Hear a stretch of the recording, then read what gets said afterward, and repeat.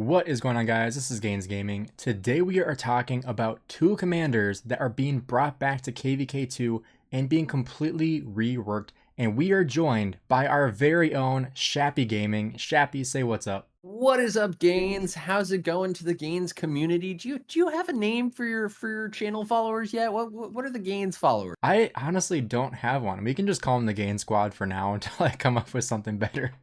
I love it. All right, guys. As you know, all right, maybe you don't know, but Lilith has come out with a face-to-face with the developers where they are bringing back two commanders into KVK2 and completely reworking all of their skills, which is just completely insane. Now, Shappy has already made a full video on this, so I will link this at the top if you want to check that out.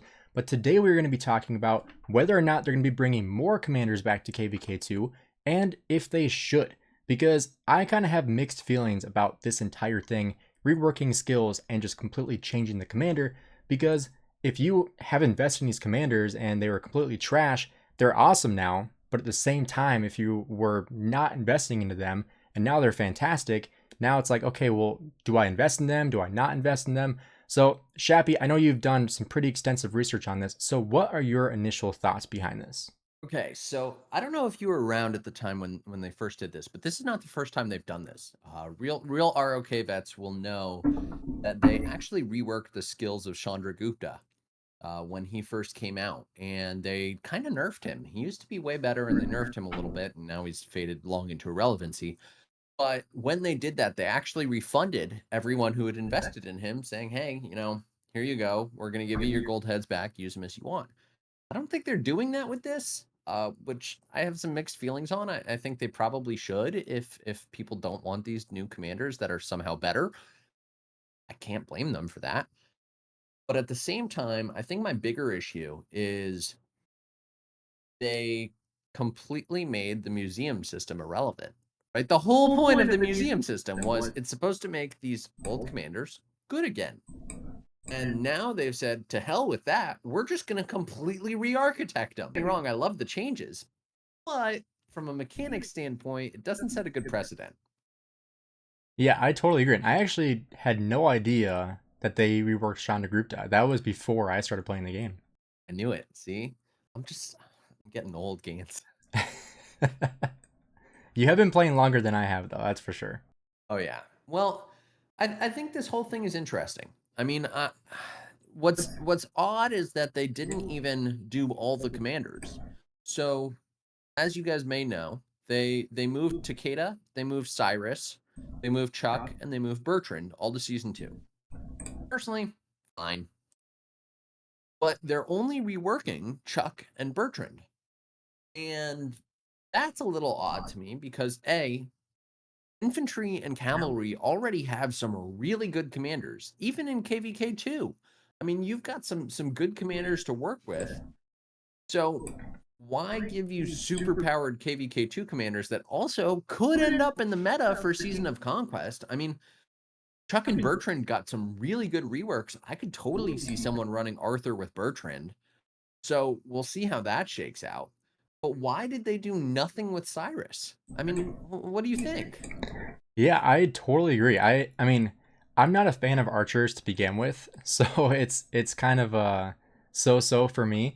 But I really don't know why they wouldn't rework Cyrus because he isn't great, and like yes, people use him for barb chaining, but beyond that, nobody really uses him. And even for barb chaining, he only sometimes casts his skill to do 5 target AoE in a circle, and so it's not really even great for barb chaining. So I wish they had redone Cyrus because I think that would have been good because I don't think he's good enough to even use. But I don't really understand the archer hate from Lilith. Like they've been kind of given the short end of the stick for a while. Maybe this is because they're gonna release some insane, crazy archer commander in the future. Who knows? But as of right now, they're kind of getting screwed a little bit compared to infantry and cavs, because infantry and cavs are just so good in the open field right now, especially infantry. Like I was an infantry main for a while, and they are just insanely strong. Not only in Season of Conquest, but in KVK 2 and 3, they're crazy strong. Why do you think archers are kind of getting shafted here? I don't know why Lilith is choosing to do it. To be honest, I like what they're doing with infantry. I think one of the complaints that I've shared with you a bunch of times is Lilith cannot decide whether they want you to run all troops of the same type or whether they want you to run mixed. And I do think with infantry, now we're getting to a really interesting point where you want to run smite commanders. Okay, we got Gorgo, we got Chuck, we got William Wallace, we've got Luce, we've got Bai Chi, which is coming out. Like there's enough variety there where you can probably run a solid 4 to 5 march setup of just infantry. Um, Cavalry are getting to be in the same way, right? You've got Arthur. Now you can run Arthur with Bertrand. You can run Nevsky with Joan. You can throw Philip in your lineup somewhere. You could have, Joan Philip. I don't know what you want to do, but there's options. Whereas archers, I mean, Shajar was not a great release. I think she was fine. I don't know anyone who's actively chosen to max her for open field combat. And I wish that archers would get some love. Give me an archer that's really fast, right? Give me something that helps bring them back into the meta, because right now they're the slowest troop type. They have skill damage. Skill damage has been grossly neglected. And they have mighty healing, which is completely useless. And maybe some of the people will roast me in the comment section saying how useful mighty healing is. Guys, I haven't seen it. I mean, I don't know about you, but when I see a Shajar in the open field, all I'm thinking about is this is going to be a really good trade because they're going to be healing and I'm going to be getting way more sub wounds from this. So if I see a Shajar, I am swarming the crap out of that because it is going to be a very, very tasty trade. And I did spin the wheel for her quite a bit already, and it kind of sucks because I don't think I will ever use her. So I'm kind of in the same boat as you where I just really don't know what their goal is with archers. Because if it's mighty healing, I mean, it's just not there. I don't see it. I think archers are meant to be like the skill damage commander, and they haven't really been leaning into that as much. Like, yeah, you have a couple really good skill damage commanders, but like you said, the march speed isn't there, and so using them in the open field is always a risk because they can't get away. And if they get caught, they're wiped, and it's a huge hospital bill if they are. And especially if you're doing a ton of healing, you're going to be taking even more sev wounds. So I think that what they need to do is get back into the high skill damage commanders with archers, focus less on healing because people aren't using archers to do a ton of healing. They're using archers to basically nuke their enemy.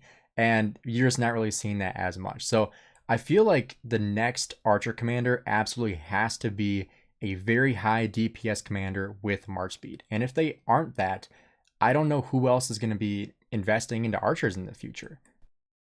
Well, I mean, there's another issue with archers, and I think you touched a little bit upon it, right? When you see archers in the field, you target them. And I made a whole video on how, I might consider benching my Zug because even Zug Herman's trading terribly. And I think there are a couple problems with archers. A, you can't run away. B, they're all very squishy. And so if you don't have an archer with really high counterattack, right, then you're not even getting the chance to pop off your skill a lot of the time.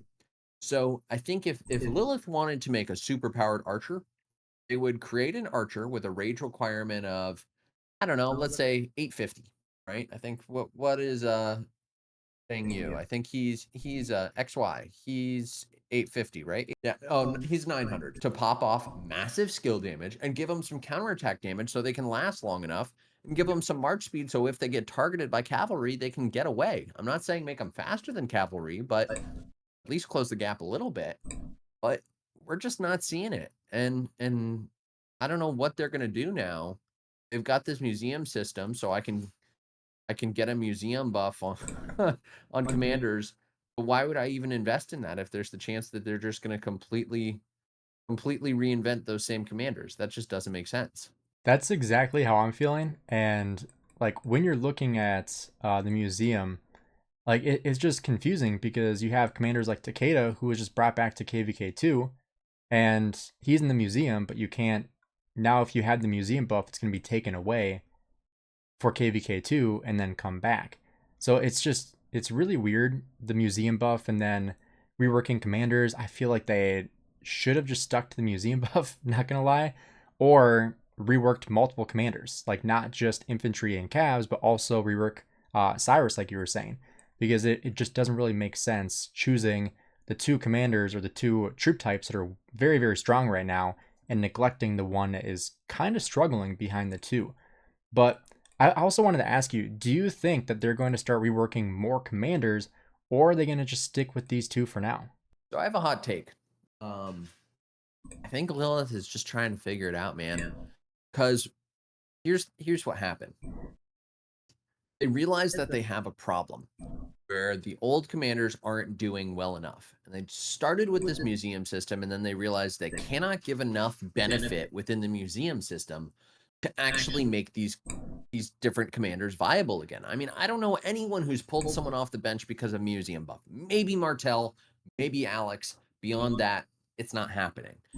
And so I think what they tried to do is they said, okay, well, we'll just make prime versions of those commanders. And they did it for some epics, and now they've done it for some legendaries too, right? Ragnar. They probably could have just reworked Ragnar, and probably should have, because he's garbage. And I think that they got so much pushback from this remaking Commander's Prime system where people were like, you guys aren't being creative. What are you doing? So they're like, okay, well, screw it. We'll just, rework a commander instead of priming them. So I think if given the choice, I'd take a rework over a prime, because I'd rather be able to have a legacy investment that makes sense, or reinvest in a commander that has been sitting on the bench. But I think they can't just do it on a whim. I think there has to be some additional value that I pay to unlock that. I'm not saying it has to be 690 heads, right? But give me something that now incentivizes me to reinvest.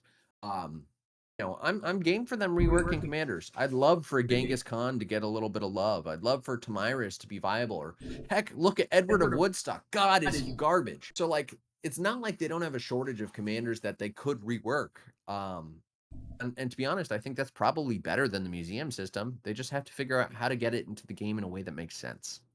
Now, I have another hot take, and I'm showing the tavern right now, looking at the gold chest rewards. I think the commanders that should be reworked and be at least somewhat usable in Season of Conquest are gold key commanders.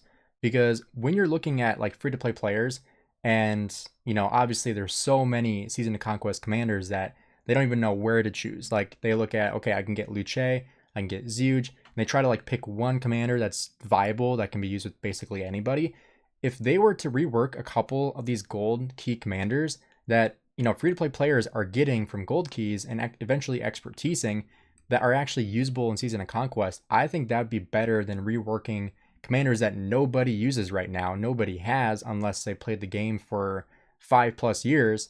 Like nobody has those commanders because CJ sucks, or he sucked at least. He was basically like a meme commander for infantry. And then same thing with Bertrand. Like you always felt bad for people that maxed him because it's like, okay, well that's a useless commander. Versus like free to play players actually have gold key commanders. Now I'm not saying make them as good as Luce, but at least make them usable, because like you were talking about with the museum buffs, like they're not good enough to actually use in the open field. So if you're going to rework a commander, rework a commander that most people can use and not ones that nobody has, because then it's like, okay, now do I choose the reworked Bertrand or do I choose Luce? You're still going to choose Luce. So for a majority of players, like reworking Bertrand and reworking CJ doesn't make too much of a difference unless you already have them, or unless you already have the commanders that are very, very good in Season of Conquest, already have them expertise and are using them. So I feel like this reworking thing, it doesn't really benefit that many people. It's a very niche amount of people that are actually going to be benefited from this reworking. What are your thoughts on that? Yeah, I mean, I think I share your sentiments when it comes to the gold key commanders. I think what I wish they would have done is, for the gold key commanders, they made them more generic, right? Such that you can pair a gold key commander with anyone. I think what they did with Philip was brilliant. So smart, because you can put him in almost any march and he's useful. I think if they did that with some of the other gold key commanders, right? Make Julius Caesar useful, right? Make Frederick useful. Make El Cid useful. I mean, that would have been great. And I think there's also an opportunity for them to add some of these garbage commanders to gold keys. I mean, the fact that YSG is still a wheel commander, even when you're in SOC, that's so dumb. Because YSG is useful, but he's not, uber meta at this point. He's probably a B tier commander. Don't roast me in the chat. I mean, I don't use him. Right. I mean, I don't think most people do unless you're an archer primary, in which case you're playing the game wrong anyways. At least that's what we're saying. Yeah. Yeah. I mean, I think that reworking the commanders that are available for everybody, I think that'd be a better use of their time rather than reworking commanders that nobody is using. Because, like, if you were to rework YSG, for example, and make him closer to Zeuge, I think that'd be better than reworking a commander that nobody has, because you're actually making a commander that everyone was benching and bringing them back into the game. Because the museum buff that YSG got was good, but not good enough to bring him back off the bench. And I think that's the thing is they need to revisit the museum system.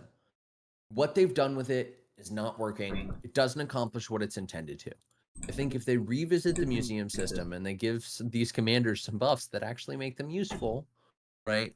I think that will go a lot further. And I agree with you. But you know what else is terrible? And there's going to be one guy in the comment section who did this. There's some poor schmuck who just went through the commander swap and said, I'm going to swap my Chuck because I don't use this guy and he's useless. And now they just rework Chuck. So that poor guy now lost a commander that's suddenly viable and he's got nothing to show for it. And that's not cool. I honestly didn't even think about that, but that is so true, because I feel like I even saw screenshots people that swapped out Chuck because he is useless.